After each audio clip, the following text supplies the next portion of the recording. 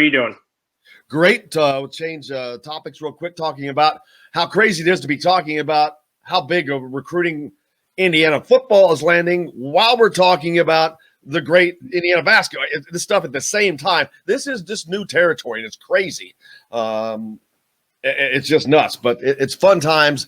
But this weekend, not Indiana basketball, but the AAU circuit really back in play. A couple different places. They were up and going in north of Indianapolis, in Fort Wayne as well. Actually, some other places down in Atlanta. So all over the place, man. Yeah, it was probably the a nice way to jumpstart AAU season. I know there's been a couple other events so far this spring, but it was kind of the first real big time event in over a year, since they didn't really have much last year going on. So it was good to, not only get back out there and look at, some of these recruits for the first time in over a year. For a lot of guys, it was really their first time even playing, high competitive basketball over the past 6 months, with a lot of seasons that were shortened due to COVID. So it was a good time to see everyone out there and get back into the groove of things as we're moving forward to the rest of the spring, and obviously the beginning of summer, where things are now going to feel a lot more like a normal recruiting year.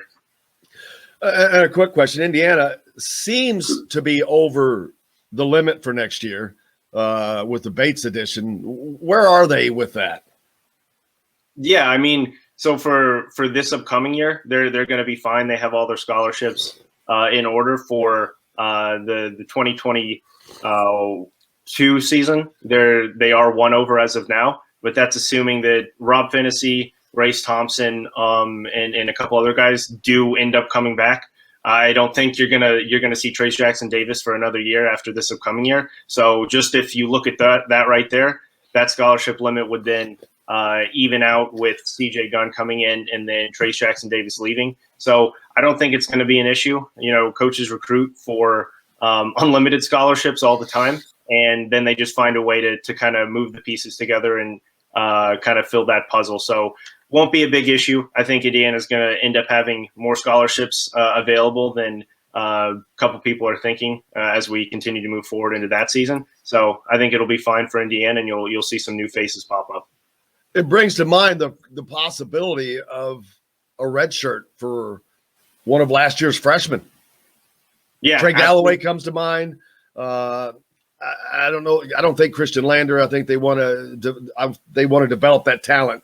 Trey Galloway, Leo. I don't know. Either one of them. Very, very. I guess maybe Geronimo, but I don't think so. I think he's got too much talent. But those two guys are very possible for, especially Leo, with he's being a hometown kid. Very possible red shirts there.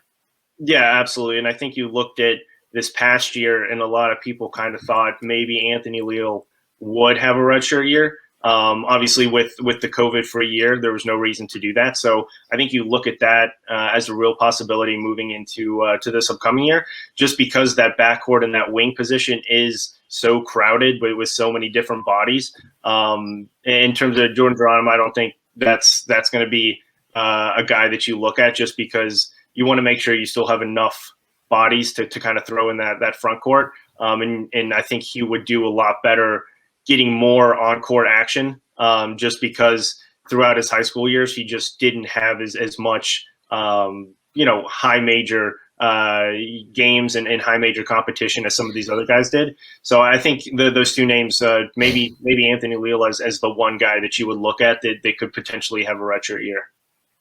Absolutely. And I know they're working very, very hard already for 2022. The one thing that I keep seeing is they seem to be getting really guard heavy, which I'm sure there's a rhyme and reason to that to a degree, but man, they seem a big light right now, much less going forward. Yeah, absolutely. And I think you're going to see that, especially with Mike Woodson. He's a guy who's going to want, he's even said multiple times, he wants multiple ball handlers, multiple playmakers on the floor. The only way to do that is have multiple kind of interchangeable guards and wings where they can play 1 through 3. And even some of those 2 and 3s stretch out to be a 4, where you have 4 guards or 4 wings on the floor at times. And because of that, you're just going to need a lot more bodies. You're going to need a lot more ball handlers, shooters, And that's where Indiana's trending. That's what Mike Woodson wants to do. That's kind of what you see in the NBA as well, and that's what he's bringing to IU. So I don't think it's going to be an issue. I mean, we've talked about it before. You look at Gonzaga and Baylor, the two teams playing in the national championship game this past year, and they had 4 guards on the floor 90% of the game. Especially for Baylor, that's very difficult to defend, especially when you have at least 2 of those guys who can knock down shots and 2 other guys who can make plays off of the dribble. And that's kind of what Indiana is going for, especially when they recruit for the 2022 class, but also what they have right now and what they brought back going into next year.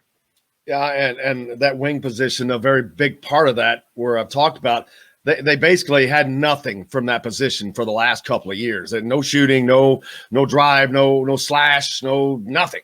And so they with an addition there, that'll give them some activity, and hopefully that changes the offense. But yeah, it has been that's been a position that has been basically blank for the last couple of years. Yeah, absolutely. And I think the one major thing is you just didn't know what any of those guys were going to do on any given night. You didn't have a kind of a specific role for any of those players. And that's why I think you look at specifically Jerome Hunter as that guy who's really going to kind of take that next step. We've talked about it before, but I think really having a designated role for him more than any other guy on the wing and kind of in that stretch hybrid position at the forward position is going to benefit him the most. I think Mike Woodson is going to really know how to develop his game and really hone in on what he does specifically for this Indiana team to make not only him better, but that Indiana roster better. Something that I think the previous staff was kind of lacking in terms of not really knowing how to use him, especially coming off of the injury his freshman season. Yep. I've always said that it's the Big Ten.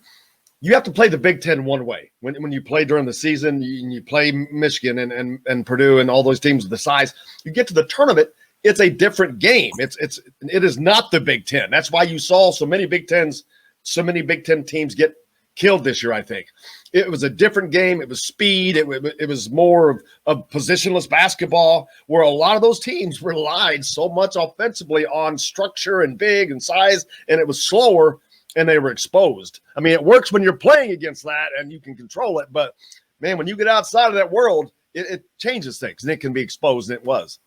Yeah, absolutely. And that's, I mean, I think the one team you look at specifically is Iowa, and kind of the ineffectiveness they had in the NCAA tournament playing against much smaller teams of those first couple games. But yeah, just like you said, a lot of the Big Ten teams play for the Big Ten season, and they don't necessarily look for the NCAA tournament.